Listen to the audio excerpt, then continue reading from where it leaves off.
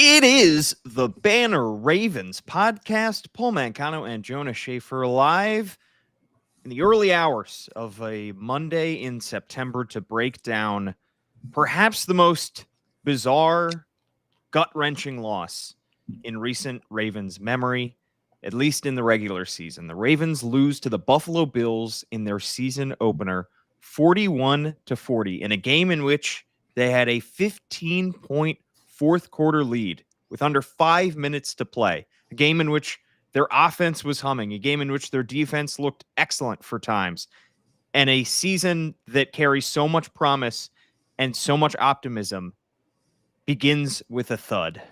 I'm back in Baltimore. Jonas is in Buffalo, where the season ended last year and it begins this year, Jonas, on a sour note. I don't even know where to begin with this one. An epic collapse by the Baltimore Ravens.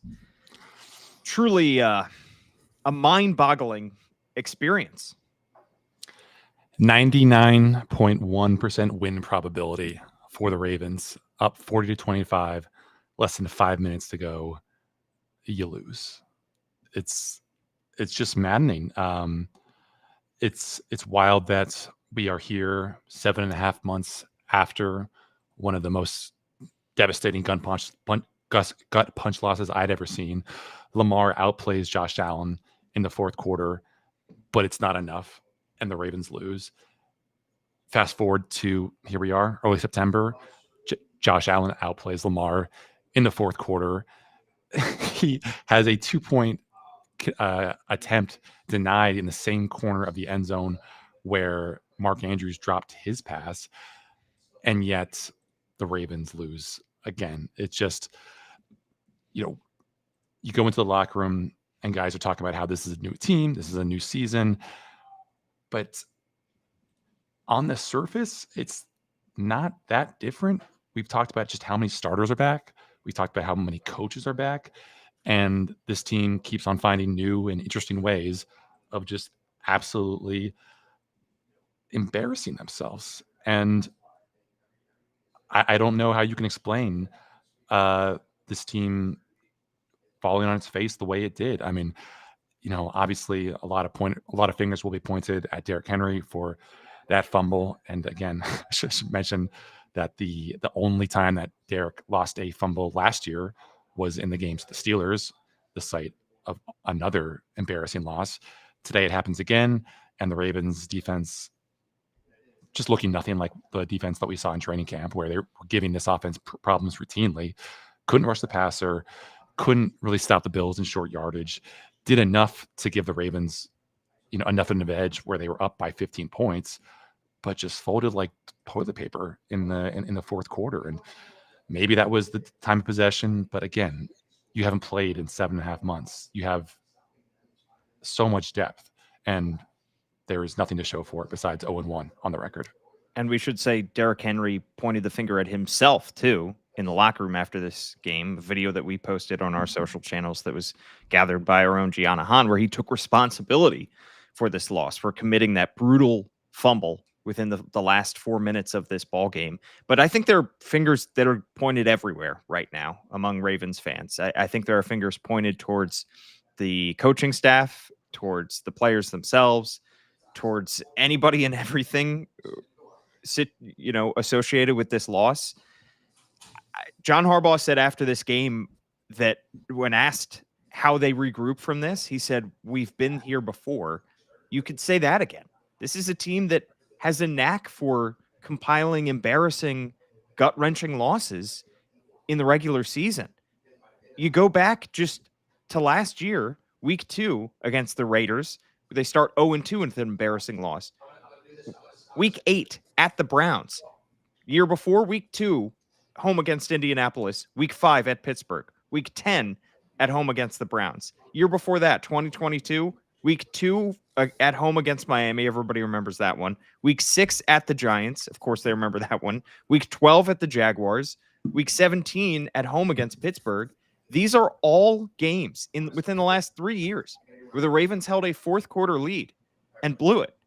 And the Ravens are not a team that gets blown out. They're a team that either wins by a lot, wins by a close margin, or loses by a close margin. And these losses just have a way of being utterly brutal. Our word of the day today, Jonas, is unfathomable. I don't need to define it. You know what it means. It is unfathomable that the Ravens continue to find themselves in this position and continue to, as Mike Tomlin would say, burn the house down with just minutes left and a lead on the scoreboard. Yeah, about a decade ago, maybe 15 years at this point, Clemson football was in a really weird spot where they were like one of the almost elite teams in the nation, but every year thereabouts, they would just find a way to lose the dumbest game in the dumbest way possible, keeping them out of the upper tier of the bowl realm. And like on college football Twitter, a word was birthed, added to the lexicon. It was called Clemsoning. It was basically defined by what Clemson did over and over again, find embarrassing ways to embarrass themselves. And there's nothing about Baltimore or Ravens that lends itself to becoming a gerund like Clemson did. But you look at, I mean, like Ravens, there's no more profitable enterprise for Twitter than a Ravens game after a Ravens collapse, because it is just a font of incredible, unbelievable, but also, yeah, that kind of makes sense tweets and factoids, and just like, oh yeah, the Ravens really have been that bad. This from Ben Solak of ESPN. I assume he's citing ESPN analytics. The Ravens have now lost 8 games since the 2021 season, in which they at one point had a win probability of at least 90%. That is 3 more than the next closest team. Obviously, we should say that is prejudiced against teams that have led by a lot. And the Ravens, as you said, have been a team in the Lamar era that blows out a lot of teams, and sometimes they hold on, and sometimes they don't. Teams with 40-plus points, this is from Dante Koplowitz Fleming, teams with 40-plus points and 235 rushing yards in a game were 277-0, including the playoffs. They are now 277-1. We could just spend all day rattling off some of the incredible stuff that you find on X, but what I kind of come back to, Paul, is just, they did so many things right today, and we should acknowledge that. The incredible displays of athleticism by Lamar, Zay, Derrick Henry, even Kyle Hamilton. But all summer long, the Ravens were sticking out their chest and boasting about how they were going to be taking care of the small things. They were going to be graded by hustling. They were going to be graded by getting their hands on the ball, by not making mistakes. And this is going to be an incomplete list because there were so many things that went wrong for them in the smallest ways that added up to the biggest collapse possible. But you have Derrick Henry losing the ball at a completely inopportune time. You have Tyler Loop missing an extra point. You have the Ravens defense giving up a 50-yard drive in about 30 seconds to a Bills team that had no timeouts to work with. You have Jair Alexander making the decision to tackle Keon Coleman or whoever it was, rather than just letting him go to the end zone and perhaps giving the Ravens a shred of life. You have Trenton Simpson being like, that Jordan Stout punt would have died inside the 1 had he not touched it, but he touches it, and the Bills get the ball at the 20 or the 25 or wherever it was, and lo and behold, they score. And maybe they end up scoring anyway. Maybe they end up scoring quicker.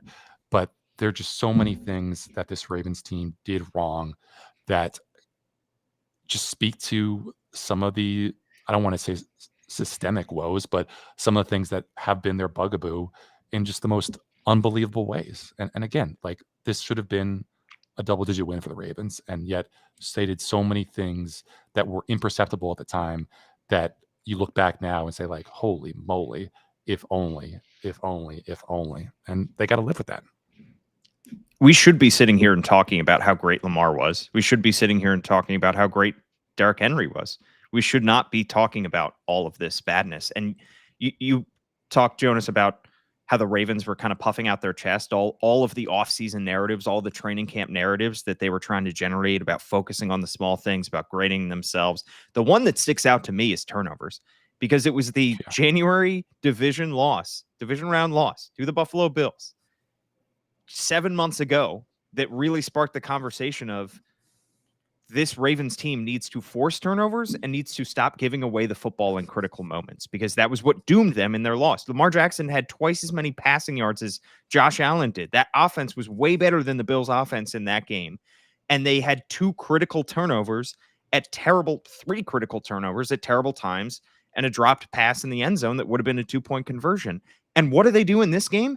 They have a negative turnover differential. They don't force any turnovers. They force one fumble that goes out of bounds. Kyle Hamilton punched the ball free. Great game by Kyle Hamilton, by the way, for the most part, although this secondary overall struggled. We'll get to that in a bit. And the Derrick Henry fumble in the fourth quarter comes at the absolute worst time. They have a negative turnover differential. And all of this is so frustrating. And I know it's just one game. We were not burying the Ravens a year ago when they lost to the Kansas City Chiefs by a toenail. And we will not be burying the Ravens this year and saying that the season's over and this team does not have a chance to get over the hump and to beat the Chiefs or the Bills in the AFC and get to the Super Bowl. But how can this team emotionally, mentally continue to put themselves in these difficult positions, continue to suffer these difficult losses, and get over it? At some point, they just have to get over this hump. And this is a loss that is within your conference, and by the end of the season could matter very much when it comes to seeding. Yeah. Again, we talked about this on the pod beforehand. The Ravens, before they hit that week 7 bye, a brutal slate. They got the Rams, they got the Texans, they got the Chiefs. They're fortunate, that they get the Browns next week. That's good news, but that's also bad news, because we were saying the exact same thing about the woebegone Raiders at this time last year.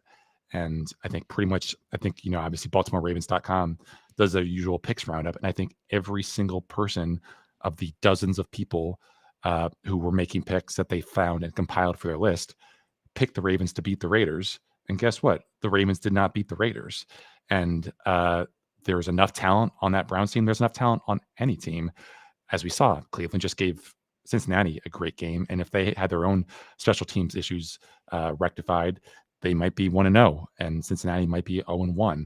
So I don't know, Lamar, I don't know if it probably is just a Rorschach test. Like, he didn't seem all that pissed off by the way tonight went. He was, kind of joking with a staffer off to the side before he went to the podium. He wasn't really as upset, as viscerally disturbed as he was at the end of last year's postseason. Maybe he's just aware that it really doesn't matter what this Ravens team does until they get to the postseason. But, if the Ravens, for instance, had taken care of the Raiders in week 2 and the Bills, had lost that had also lost that week 18 finale, which they did because they needed to rest starters, then perhaps the Ravens would have been hosting Buffalo in the divisional round playoffs last year.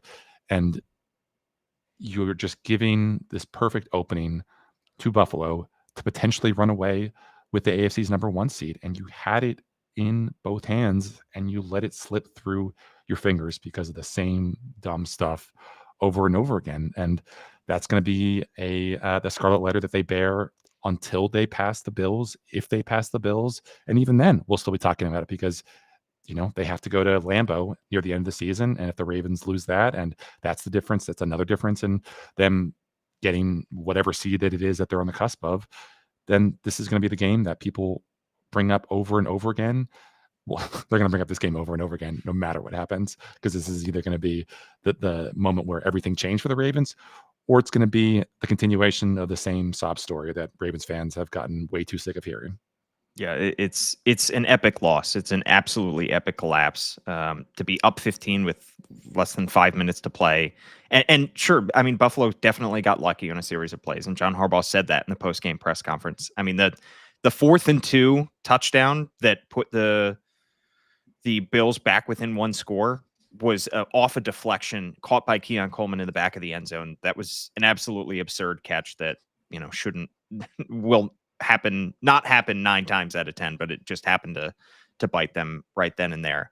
But there were plays along the way that the Ravens should have made that put them in that position. I think a lot of fans tomorrow are going to wake up angry at Jair Alexander as well. somebody who did not start this game, by the way. Chidobe Awuzie was the starter on the outside alongside Nate Wiggins and Marlon Humphrey. Didn't start the game for Jair Alexander, the guy that Lamar Jackson himself recruited to come into Baltimore, his old Louisville teammate, and he was getting cooked in the fourth quarter. There was the play that he made at the end of the game. You mentioned he trips, I believe it was Keon Coleman over the middle of the field that ends up, yes, he forces a tackle, but that hurts the Ravens because it allows the Bills to drain the clock. Not exactly a great introduction to Baltimore for Jair Alexander.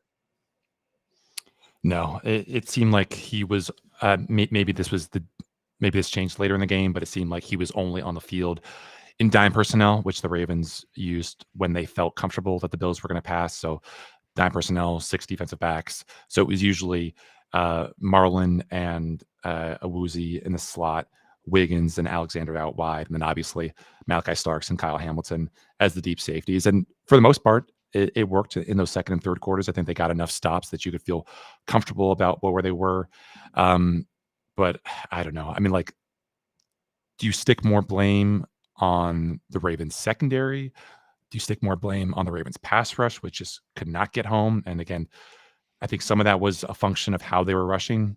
That there were a lot of bull rushes to try to collapse that pocket, and it worked 1 or 2 times. They, drew a holding penalty once.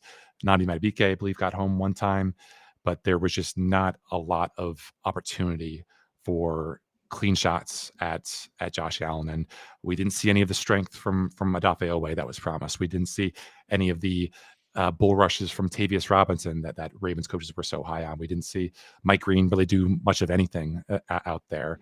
Travis Jones couldn't, take over the way that he was able to in that Week 4 game last year when he was an inferior version of the guy that he is right now. So obviously the Ravens didn't spend a whole lot of time blitzing, which was, probably a factor in that pretty weak pass rush, but it was just, it's as inexplicable as this collapse was. I'm just even more at a loss for words for what this defense was, because even when the Ravens were putting some distance between them and the Bills, it felt like it was just a matter of what can the Ravens do to bleed out this clock before Buffalo gets enough possessions that the variance game bites the Ravens in the ass. Because there were times when it just felt like, the Bills were moving up the field 7 yards a time, and the Ravens didn't really feel like they wanted to change that or could change that. Yeah, I mean, Jair Alexander was supposed to be like the icing on top of the cake, and he ends up playing a brutal role for them and in a critical loss. I mean, this defense was supposed to be a lot better, a lot stronger, a lot more communicative under Zach Orr in his second year, and they seemed just as befuddled in the fourth quarter as they did at times last year. I mean, they played solidly enough, I think, for a stretch there, about 2.5 quarters between the midway through point in the first quarter until about end of the third quarter. I mean, they were keeping the Bills somewhat at bay, and the Bills were kind of going with this dink and dunk offense for the most part. Josh Allen was throwing the ball behind the line of scrimmage a lot. The Bills were still running the ball a lot. It was kind of like the offense that we saw back in January. It's not a highly explosive Bills offense. It kind of relies on Josh Allen just out of structure, creating ridiculous plays. And he was doing a fair amount of that, and you could live with that. And then we got to the fourth quarter, and it was like the Bills were just running up the field with ease. They scored 22 points in that fourth quarter. And you said it, Jonas, where was the pass rush? I mean, where was the Odafe Oweh that is bigger, faster, stronger, and in a contract year? Where's Mike Green, the highly touted second round pick? Where's Kyle Van Noy, the guy who is hoping to get some kind of contract after his contract ends this time? I mean, where was the pass rush in any of this? Nnamdi Madubuike with that 1 sack, that matches the number of times they sacked Josh Allen in the playoff game back in January. You can't have 1 sack of Josh Allen. I know he's incredible in escaping pressure, but he dropped back 46 times. He threw the ball 46 times in this game to Lamar Jackson's 19 pass attempts. With all of those times that he is dropping back to pass, you have to get home at some point, and they just did not. The Ravens averaged 8.6 yards per play and lost. I mean, the numbers from this are going to be mind-boggling. It's hard to fathom right now as we're just in the hours after this. We are going to be dissecting this all week long, and we're going to be thinking about this loss for a long time. It's going to live rent-free in our heads for a while. Derrick Henry, 169 rushing yards on just 18 attempts, 2 rushing touchdowns. He averaged 9.4 yards per carry. Lamar Jackson, 70 rushing yards on 6 attempts. On just 19 pass attempts, threw for 209 yards and 2 touchdowns. Had a rating of 144. Zay Flowers had a 7-catch, 147-yard game with a touchdown. DeAndre Hopkins introduced himself to Ravens fans by bringing in an incredible catch for a 30-yard touchdown at a time when the Ravens needed him, didn't get a single target in the first half, gets thrown a difficult 50-50 ball down the sideline and somehow makes an incredible catch and scores a touchdown. They do all of these amazing, amazing things, and they lose. They find incredible ways of doing it. They're looking at the stats of offenses that have been this explosive. I'm reminded of the Ravens loss to Miami in 2022, which was Kyle Hamilton's, I believe, first game. Or no, it was week 2, so it would have been his second. But that was the game where they were really just taking Tua and the Dolphins to the woodshed. That they were up by 35-14 late in the third quarter, and then lo and behold, it's a hot day. Guys start hurting. Guys start going down. Tua starts heating up, and they get outscored 28-3 in the fourth quarter, and they lose 42-38. It also was reminiscent of another 2022 game, I believe, which was the Ravens game against the Bills, where they lost in Baltimore. That was a game where the Ravens had the ball basically at the goal line. I think the game was tied, and the Ravens had an opportunity to go for it on fourth down. They did. Lamar doesn't get it. The Bills take over, and they march down the field in like this unbelievably painful, excruciating manner, such that when they settle up for a field goal attempt at the end of the game, there's no more time on the clock. It's just a gimme kick. They win, and you're just kind of left wondering what the heck just happened. And this one felt like the unholy bastard child of those two games, where just the defensive collapse and the disappearing fourth quarter offense combined to give you a spectacularly embarrassing debacle. Yeah. Let's talk about some of the other things from this game, other than the fact that they lost what should have been a thrilling, exciting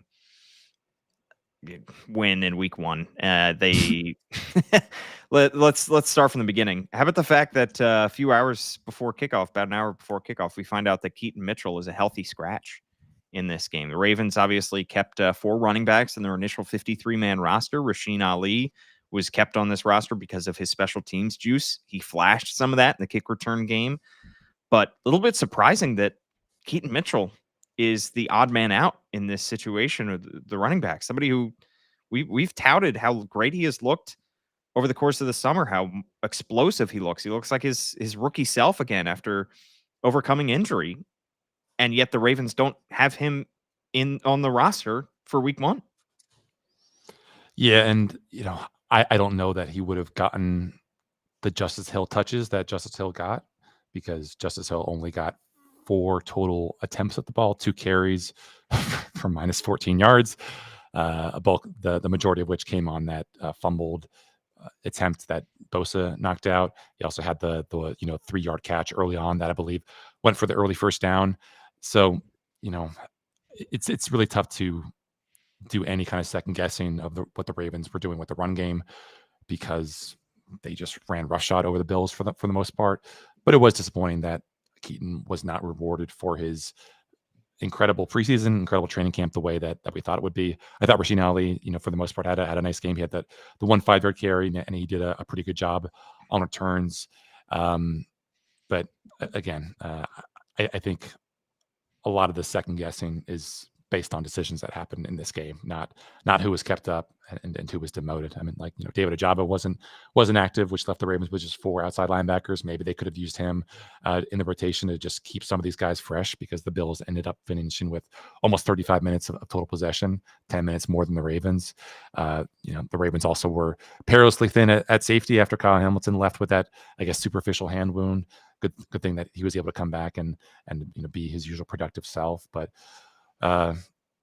yeah, it's just, I don't know what to say. Yeah, no, I mean, for Rasheen Ali, he like we said, or for Keaton Mitchell, probably would not have made a difference in this game. Just an interesting development, because you wonder if that's going to be the plan going forward. If all 4 of these running backs are healthy, if Keaton Mitchell is going to continue to be the guy that is inactive going forward. The other interesting roster shuffling during the game, the fact that Trenton Simpson started at inside linebacker next to Roquan Smith like we expected, found his way out of that spot pretty early. It seemed like the Ravens were much more comfortable going with day 3 rookie Teddy Buchanan at inside linebacker next to Roquan Smith. Now, they didn't have 2 linebackers on the field a whole ton of in this game. They tended to go for an extra defensive back when given the choice, but seems like the Ravens had an awfully quick hook for Trenton Simpson. Yeah, I would have said that it was a rotation, but then you see Trenton Simpson get the start, and the first drive you see Teddy come on, and then you see Teddy come on again for the 3rd drive, and then Trenton went for the 4th drive. So just retweeted someone from PFF who broke the snaps down. Roquan obviously played every single snap for the defense. Teddy got 34.1% of the defensive snaps. Trent Simpson just 30.6%, and obviously the remaining 66% would have been those dime snaps that the Ravens played. So I did not expect Trenton Simpson to be outsnapped by Teddy Buchanan based on Trenton's, I thought, superior play in the preseason. I don't really know what Teddy gives you that Trenton can't. Obviously the coaches have access to the practice film, and they're looking at these guys much closer than we are. And maybe Trenton's head is still swimming when it comes to certain reads, but Trent Simpson can give you some pass rush juice. He can do some things as a run and hit linebacker that Teddy, with his small arms, is really not all that able to do, especially as a rookie. So that's definitely something to monitor. I didn't think that we would see not just Trenton be outsat by Teddy, but that it would be anywhere close, honestly. Yeah. And then we should talk about Tyler Loop. We mentioned him earlier because he missed an extra point that ended up becoming critical when the Ravens lose by 1. Went 4 for 5 on extra points, but did go 2 for 2 on field goals. One was just shy of 50 yards. The other one, I believe, was just over 50 yards. So made his first kick look great on the road, and then made another long field goal. Did miss that one extra point, but for Tyler Loop, for an introduction, not terrible. Extra point should be a make. It should be a gimme, but he is a rookie kicker going up in a difficult environment in Buffalo. So far, he passed the test. He did not ace the test, but to me, he did okay. Yeah, but there was also the... Oh, he did land a kick short of the landing zone. That's why that and again, resulted in the Bills. That was another play that was another play that seems innocuous at the time, because the Ravens were up 27-13 when it happened, but lo and behold, you give the Bills just 60 yards to the end zone and they score. That's the James Cook up the middle for 2 yards score. I was generally pretty unimpressed with the special teams. I thought, obviously Jordan Stout had that incredible punt that he deserved better on.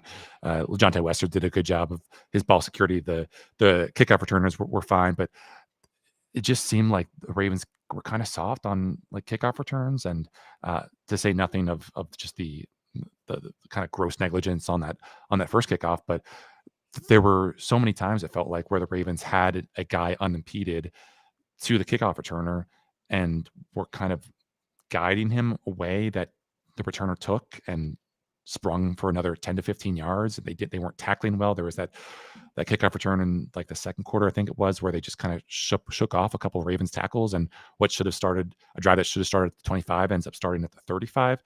And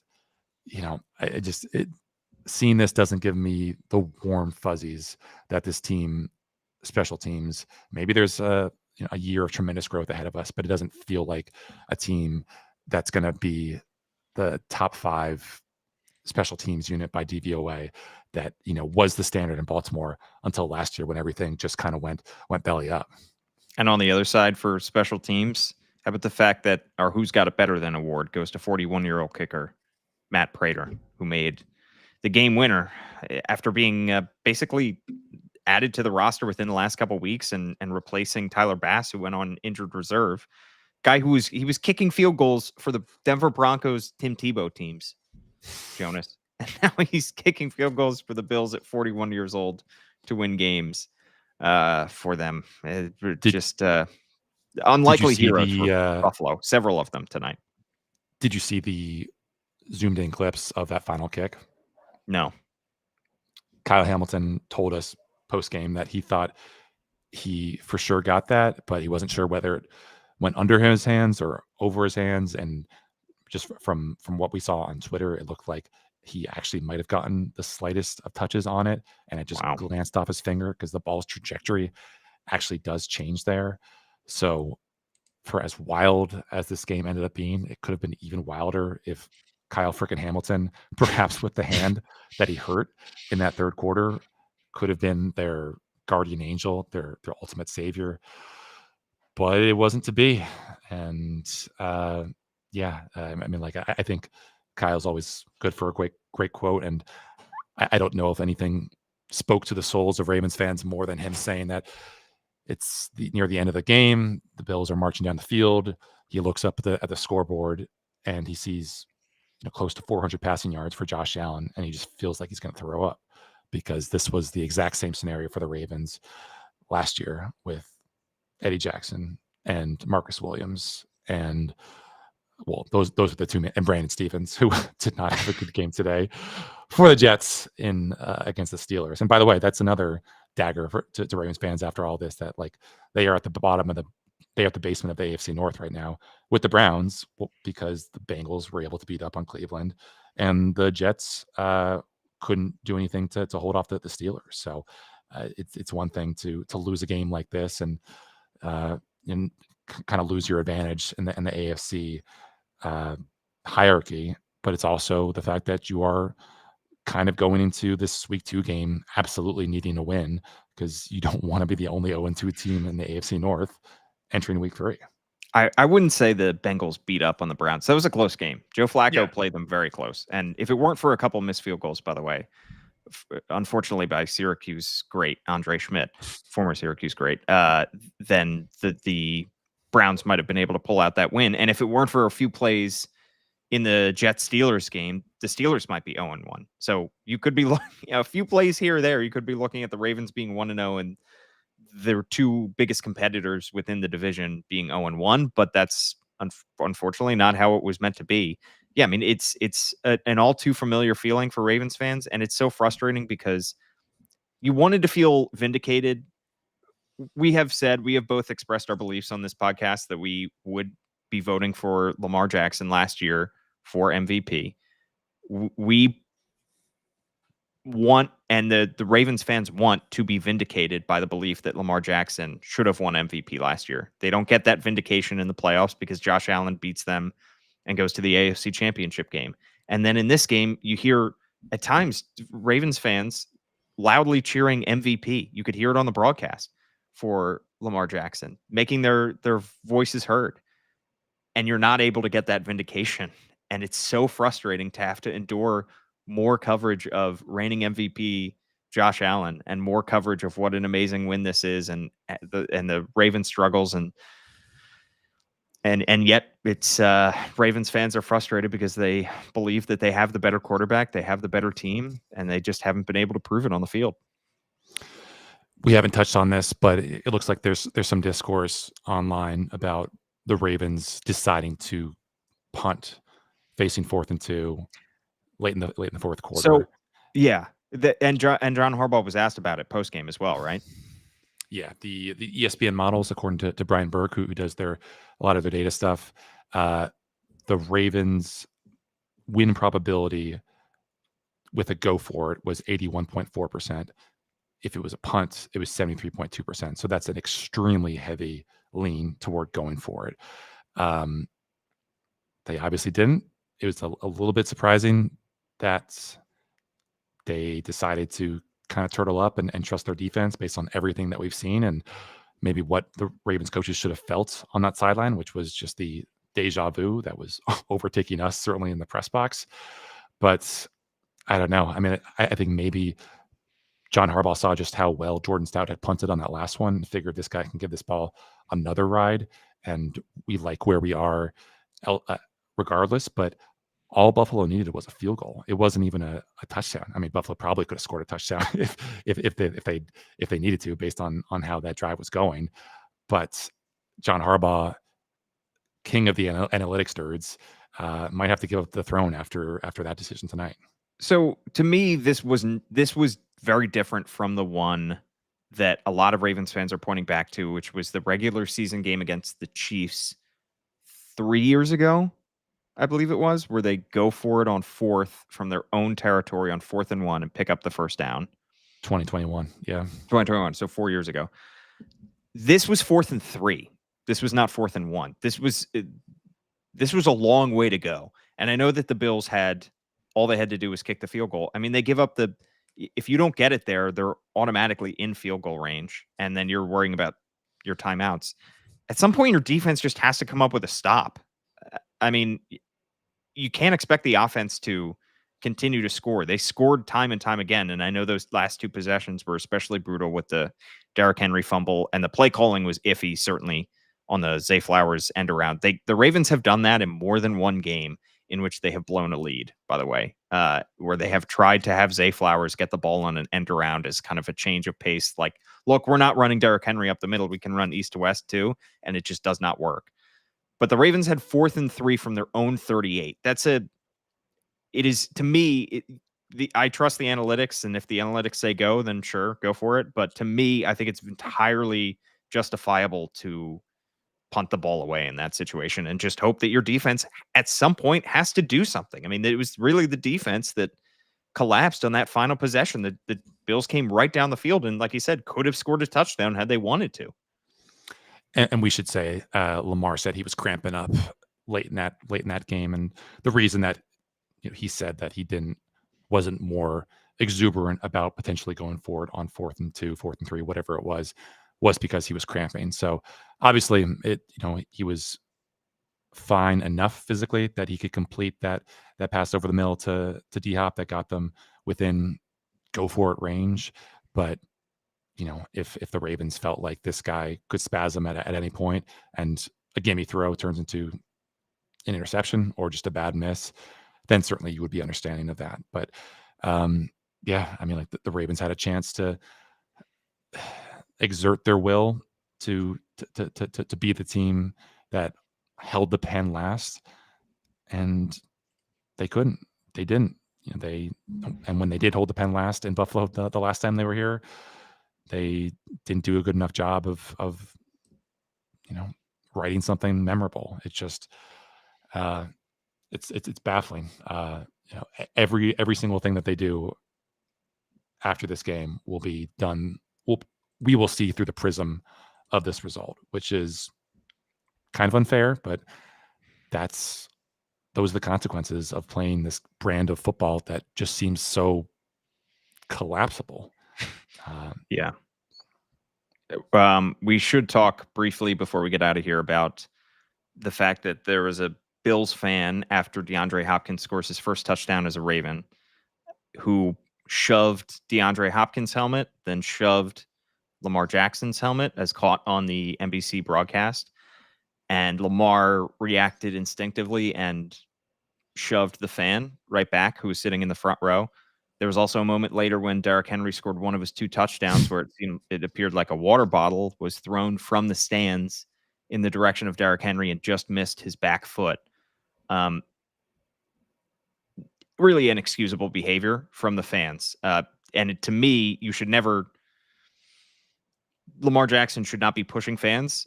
But if there is a moment when it's understandable to get frustrated, to get angry, to to react like that. It is when a fan puts his hands on a player like that.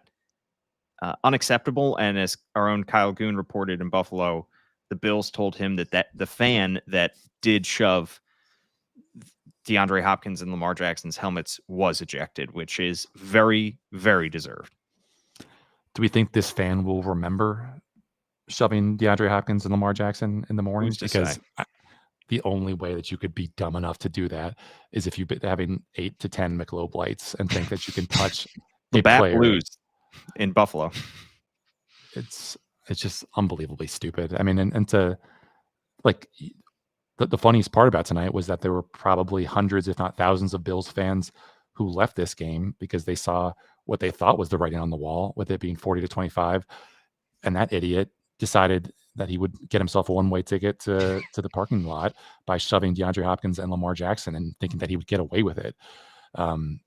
So it's just, there's idiots and assholes in every fan base, but I'm sure the Ravens would be happy to not have to come back to Buffalo for a long, long while. Yeah. Well, the Ravens will have to, as John Harbaugh said, pick themselves up after this loss. We've seen them do it before. We've seen them climb themselves out of holes. We've seen them bounce back from difficult losses. If you could look for a silver lining, I think a couple silver linings. One is that they got out of this game healthy for the most part. A couple injury scares. You mentioned Kyle Hamilton as one. Marlon Humphrey is another. Charlie Kolar, it was reported at one point, did leave the field. Was there any injury status on him? I didn't see him in the locker room, and we didn't get the chance to ask Harbs about that. Okay. But for the most part, Ravens obviously leave healthy. I guess another silver lining is it is just week one. It is just one game. And if you look back at some of those brutal losses that I mentioned earlier in the podcast, for the most part, the Ravens have come back and bounced back very quickly and won the next game. So last year we were talking about an 0-2 team that was spiraling quickly after a home loss to the Raiders. They were able to get themselves up off the mat, win 12 games, go to the divisional round of the playoffs. And they have a very, very winnable game next week against the Cleveland Browns. They just have to right this ship very quickly. I should say, I don't believe Gianna tweeted it. She was among the first reporters into the locker room while the rest of us were hanging on for the presser. But among the first Ravens to leave the locker room and not talk to reporters, Roquan Smith, Marlon Humphrey. Make of that what you will. Yeah. All right. At Jonas_Shaffer is his handle. I'm at Paul Mancano and at All Banner Sports as well. We have plenty of continuing coverage for you. Jonas, Gianna, and Kyle all in Buffalo. And then we'll cover the Ravens week 2 game against the Cleveland Browns. Jonas, I do have to read out a 5-star review that we got, because if you write us a 5-star review on Apple Podcasts, we'll read it out here on the show. And we got this one from Raven Ken, who said, "Sure, there are lots of shows out there, and everyone has their favorite for whatever reason or another. I like this show because it's fun to listen to. Paul and Jonas have a nice, easy, familiar dialogue that is both informative and fun to listen to. I'm someone who really enjoys Ken McCusick over at Film Study. For this show, this icing on the cake to hear about my Ravens. Thanks, y'all, for doing a nice show. I do look forward to them. We, of course, listen to Ken McCusick as well, and Jonas has made more than one appearance on Ravens Film Study. And Ken has been on this podcast. If only our reviewers knew how much I hate your guts, Paul." Yeah. By the way, all a front. Your boss, TJ, was trying to get me to... TJ Hortensi? Sure. Yes. Trying to get me to engage with the Instagram hooligans who were coming for me and my family for not predicting the Ravens to win the Super Bowl and for Lamar Jackson to not be named MVP. And I had, again, with the Ravens up 40-25, I already knew that I was going to dip my toe into that pool by pasting a GIF, the classic Arrested Development GIF of "I've made a huge mistake." And guess what? Now I don't have to, because the Ravens stay the Ravens. You would have made a huge mistake by posting that. I'll tell you what our scrapped, all the stuff that ends up on the cutting room floor because the Ravens end up losing a game that they should have won.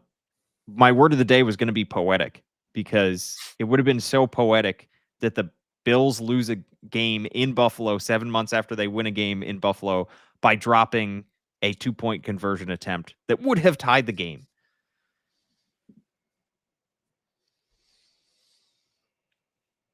Oh man. All right.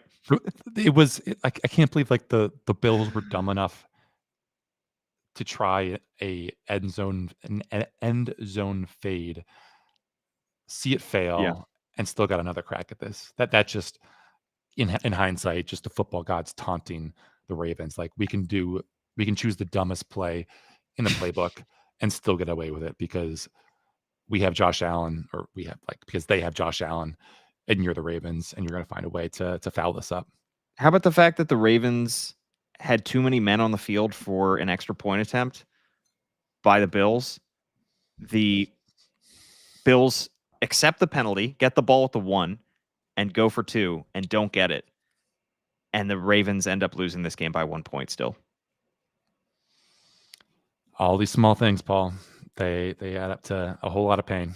Just like the Blink-182 song. All right. Thanks so much for tuning in. For Jonas Shaffer, I'm Paul Mancano. We'll have another episode for you later this week to preview the Ravens game against the Cleveland Browns. Thanks so much for tuning in.